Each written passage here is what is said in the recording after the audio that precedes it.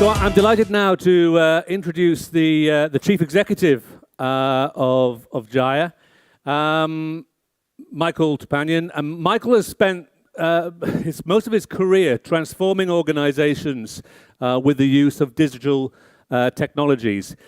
He's worked at places like Sitecore, Metavina. He was at Fast, which was then acquired by Microsoft. And latterly, before joining Jahia, he was the CEO of an organization called Artlifting. I first became aware of Michael actually at Microsoft, although we didn't work together. We were both there at the same time. Then I joined Michael at Sitecore, and we spent a while together at Sitecore. And then Michael contacted me to join Jahia, and of course I knew Jahia. We'd competed with Jahia at Sitecore, and I was very excited about being part of Jahia. When I joined in May, Michael sat me down and he looked me in the eye and he said, "Gary, did you ever think in your wildest dreams that you would work with me again?" I said, "Michael, I am extremely excited to be at Jahia. I love the culture. I love the people. I love the products. I love the fact that you put the customers and partners first. But I said, Michael, I want to assure you of one thing. You have never, ever appeared in my wildest dreams. And what's more, you don't want to appear in my wildest dreams." But it does give me enormous pleasure to welcome the Chief Executive of Jahia, Mr. Michael Tupanjanin.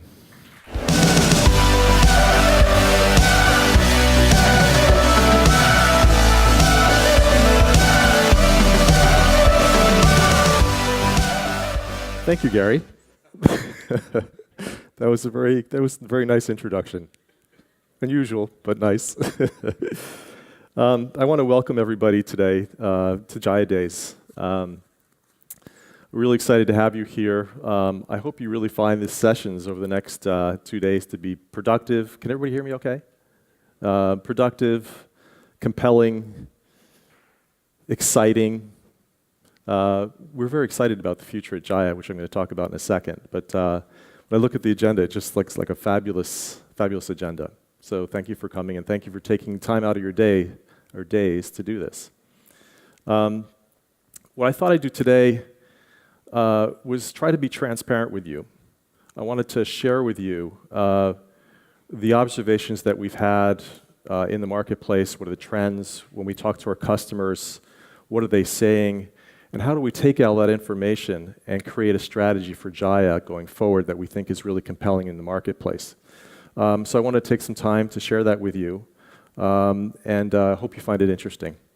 So about 9 months ago, when I started at Jahia, the first thing I did was take the opportunity to reconnect with old colleagues from past jobs, partners and customers, to get a sense for what was going on in the marketplace. And what I found was really interesting and frankly a little bit surprising. If I were to kind of boil it down to one word in the marketplace, it was anxiety. The anxiety amongst customers who are feeling like, our projects are going over budget. They're going past the deadlines that we had set. And in many cases, they had this grand visions, and when it was all said and done, they'd probably implemented 15% of what they'd hoped to implement. So I thought that was really interesting. I also talked to partners. Partners are frustrated because they in many cases were like the bridge between what the customer's expectations were and then having to actually present them with the reality. And I thought that was interesting. And when I kind of took a look back, I think the problem is that the industry in general is suffering from lots of complexity. And what I mean by that is that it's almost like, it almost like feels like the old days of the Western Allies and the Eastern Bloc. We have this Cold War going on where there's an escalation in terms of how many capabilities we need to put into our product and how many capabilities and functionality we need to build into our digital transformation projects. And I think it's gotten to a point where that's the root cause of all the complexity.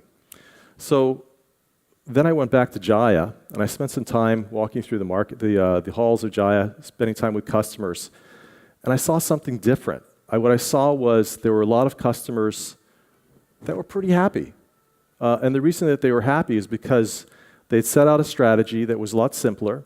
They just took, they almost went one simpler digital project at a time and built on it, never going above themselves in terms of capabilities, but just being more practical.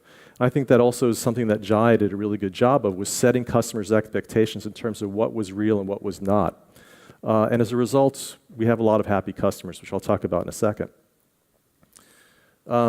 So from that moment, we said to ourselves, well, maybe what we ought to do is be a simpler company, rather than being one of these really complex, very visionary companies, which are great, but maybe take a little bit of a different approach. Instead of escalating, saying, we have 10 product, the next guy is 15, why don't we de-escalate?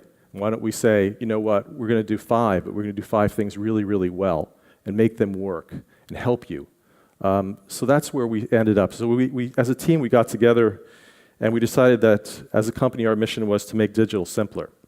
I saw you probably like that headline, the Occam's razor, horses, zebras, and evolution. That's my attempt at marketing. We'll talk more about that in a second. So as a team, we decided that we needed to set some parameters in terms of how we make decisions.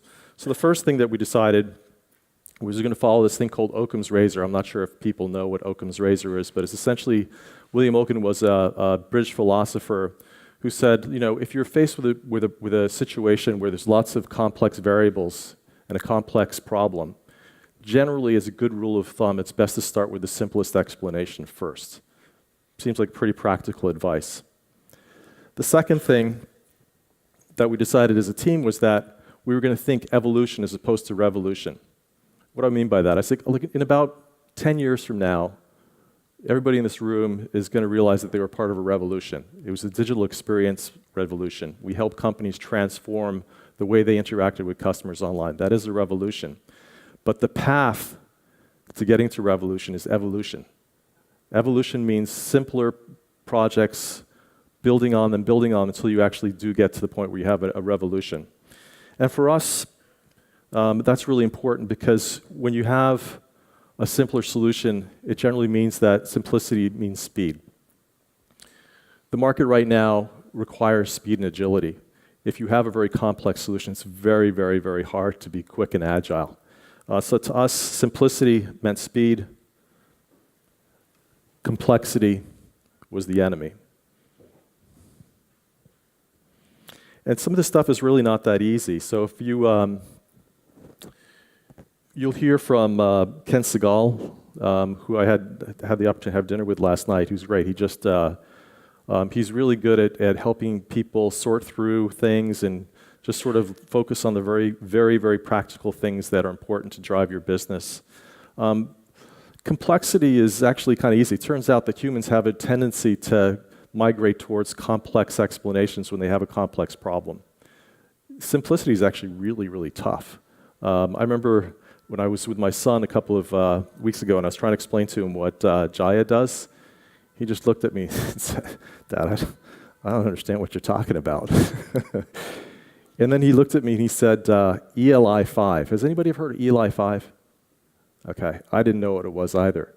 ELI 5 is his generation's way of saying, explain it to me like I'm 5. And it's actually a channel on Reddit. So kids now go to Reddit, they actually will type in ELI 5, whatever the subject is, and there'll be some very simple explanations to say, this is what it means. And that's, when he said to me ELI 5, I was like, oh my God, this is really hard. The last thing, in terms of principles that we talked about as a team, and this will be a little bit of a theme as I go through the rest of the presentation, is when you hear Hoofbeats behind you, think horses, not zebras. Now, this is maybe a little bit more of a US-centric view, but medical students in the US, when they were taught to diagnose problems from patients, they were told to think horses, not zebras, when they heard hoofbeats, which means essentially, before you start to think about some exotic disease, if a patient's got a cough, why don't you sort of eliminate the simple thing first before you go on to the more exotic things? It's something that we try to think about a lot at Jahia as well.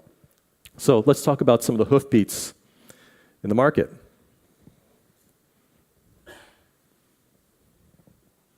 These slides get a little slow. So the Hoofbeats. We're in a very big market. The digital experience platform market is projected to double by 2021. Right now, in 2016, it was about 9.7 billion, going to about 18.5 billion, and that means about a 14% compound annual growth rate. It's a big market, and people are going to be spending a lot of money. In that market, the stakes are really high. For business impact, if you're a laggard in the marketplace, you're growing at 3%.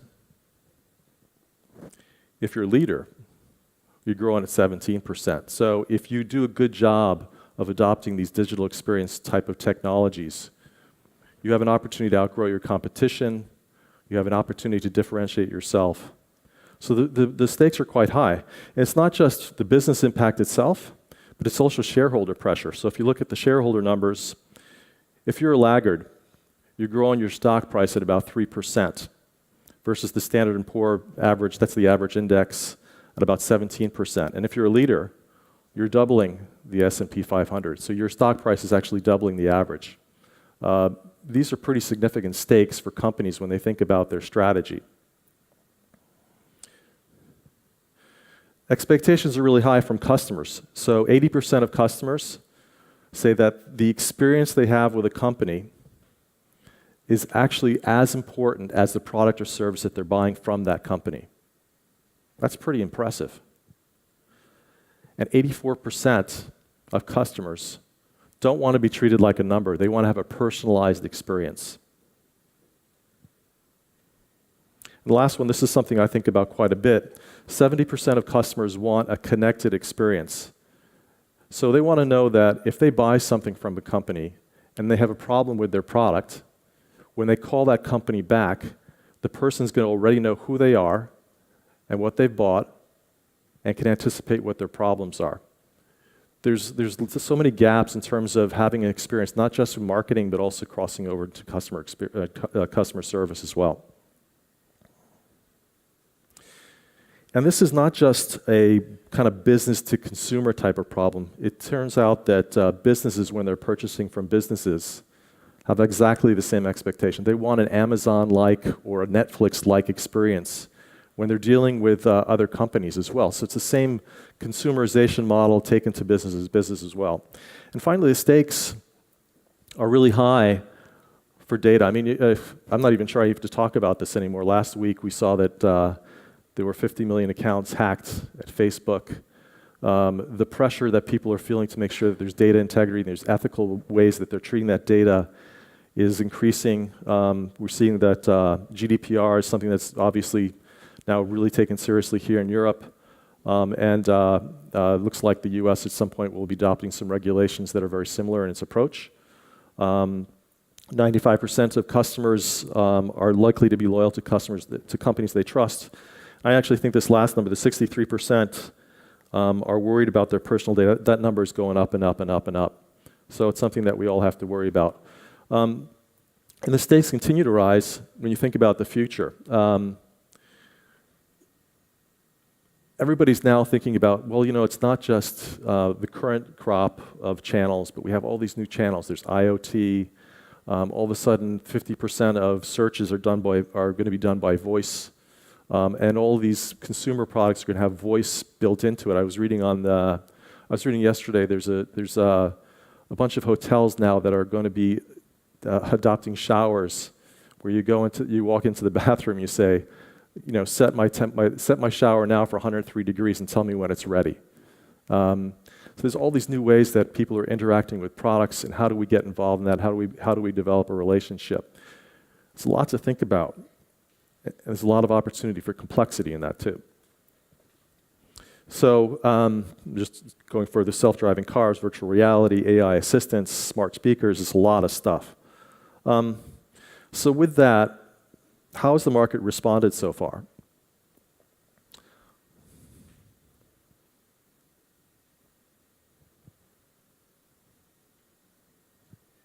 Here we go. I would argue that up until now, the market has responded by instituting a revolution.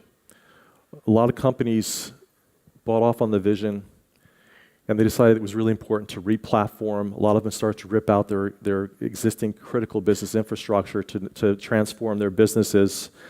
They went through all kinds of massive resourcing changes, developing new skills, breaking silos, managing cultural and organizational impact. A lot of stuff to do. On the other side, vendors such as Jahia, Sitecore, Adobe, Acquia. Actually, I'll take Jahia out of that. People thought that the best approach was to have this end-to-end, all-in-one platform solution, a really broad portfolio of products and services and capabilities for customers. And they really played into the analysts as well. The analysts felt that that was the right approach. So it was almost like an arms race, like I was talking about before. The more capabilities and the more functionality you put into your products and services, the better. It became a vision race in some ways. But the problem, as I'll talk about in a second, is that that creates kind of complexity that we just can't have in the marketplace. Lots of companies were acquiring companies, and they're trying to grow their businesses through major deals. We saw lots of deals that were like in the $2-3 million range that companies were buying software. And I don't know if it really worked that well.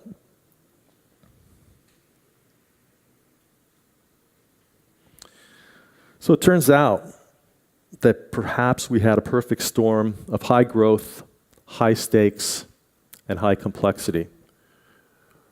Latest reports show that about 7 out of 8 digital transformation projects are failing. That's not very good. It's actually kind of embarrassing. And the reason for that, from what I can tell, and from what I'm reading right now, and from what I'm talking to customers, it's around integration complexity. I see some heads nodding out there. That's good to see. Turns out that some of these all-in-one suites, these all-in-one platforms, were terrible when it came to trying to integrate into other systems outside of their suite. They built these monolithic applications that were full of vision, but totally inflexible, and very importantly, very slow. So it became really hard to respond to market dynamics. When you have a new channel develops, you want to be able to plug into that channel, but you have this complex thing that makes it so hard for you to actually swap in and swap out things. And what's interesting too is that when you look at some of the players out in the marketplace, a lot of them have gone through major acquisition after acquisition. The modules that they have within their portfolio don't even integrate with each other. So it was like this really, you're all of a sudden in a situation you've got total complexity, total chaos. And that's how people fail. Things were over budget. Time delays, lots of anxiety I was talking about.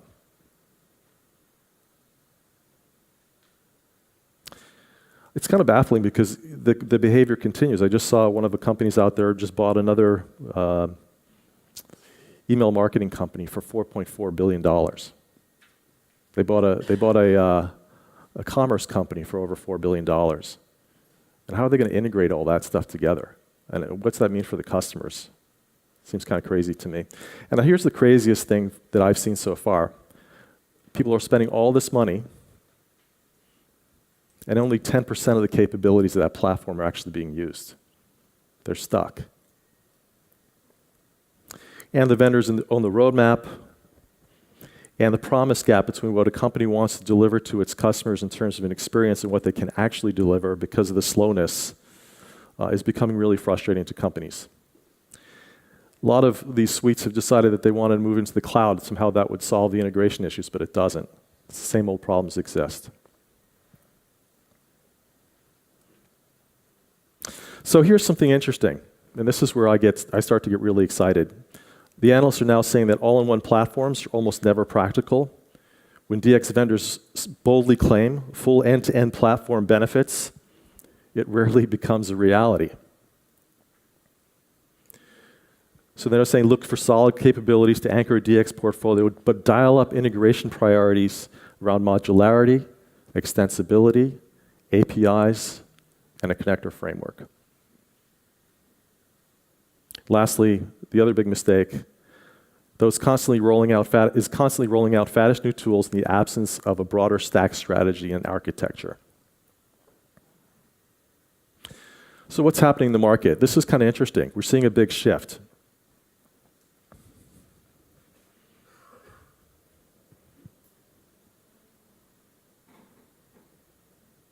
There we go. The projections now are that only 30% of companies are going to buy a suite. What's the remaining 70% going to do? 11% will use open source software that in-house IT can manage and customize. 22% will use some kind of a core vendor as the anchor, and then they'll supplement that with other capabilities in their stack. And 33% will build their own stack by integrating best-of-breed software. It's a pretty profound shift in terms of the way the market's going.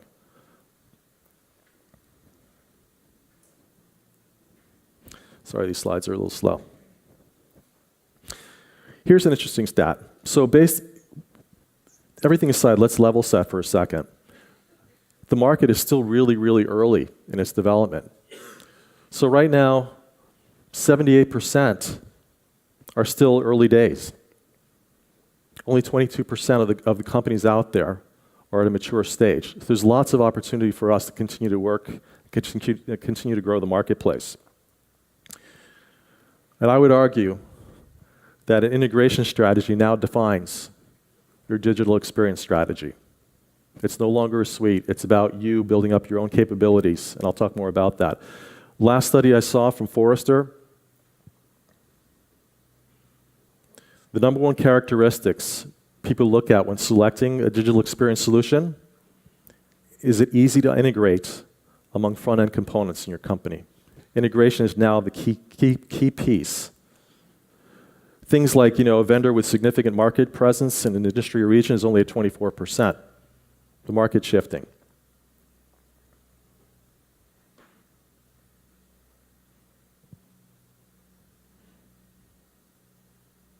Slides are a little slow.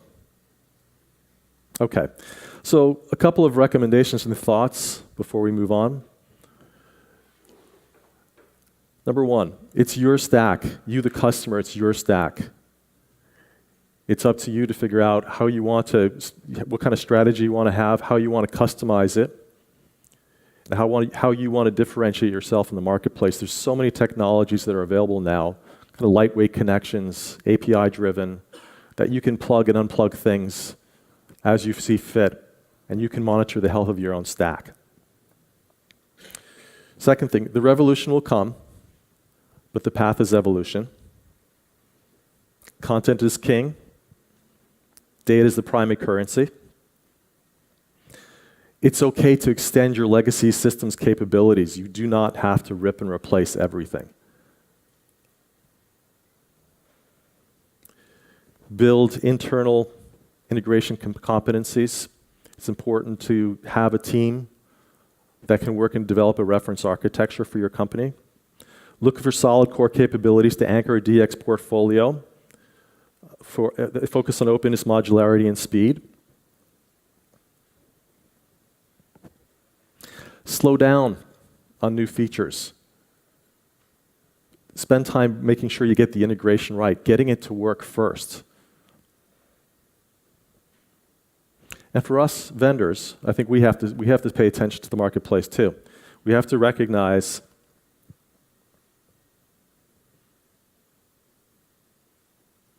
that it's the client stack, it's not ours. In some ways, it was kind of interesting. I was talking to an analyst the other day, he said, there's no such thing as a digital experience platform.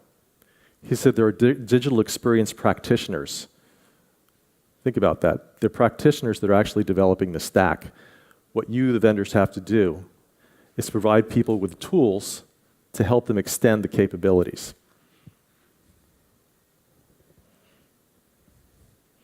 Again, less focus on features, more on extensibility. Here's an interesting one.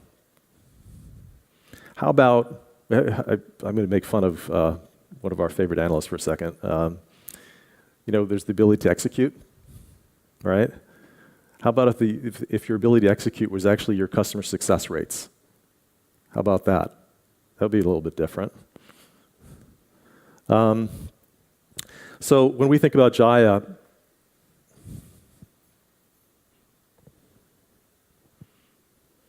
we feel we're in a good position. Gartner actually did say that we actually have the strongest attributes of integration interoperability of any vendor out there. That makes us really excited.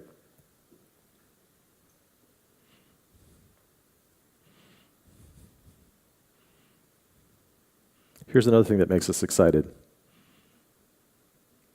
Jahia's customer report that it offers excellent support both during and after deployment. We have a 96.3% renewal rate amongst our customers. It's pretty good. We'd like it to get better. But we're pretty happy with that. I've been with other companies. I can tell you that this is a hell of a lot better.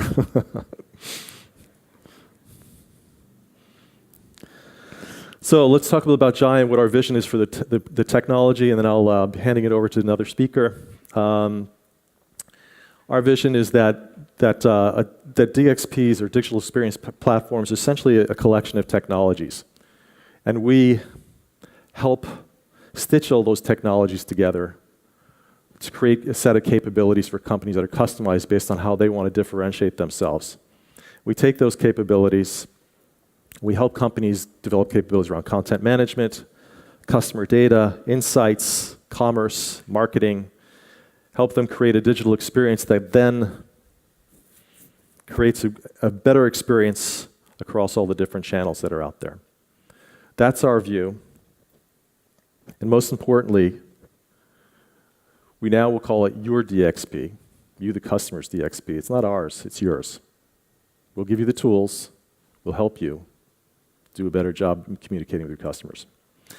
So that's it about Jahia. Let me just talk a little bit about the rest of the day. We've got some great things coming up. In terms of new products, we have our cloud offering.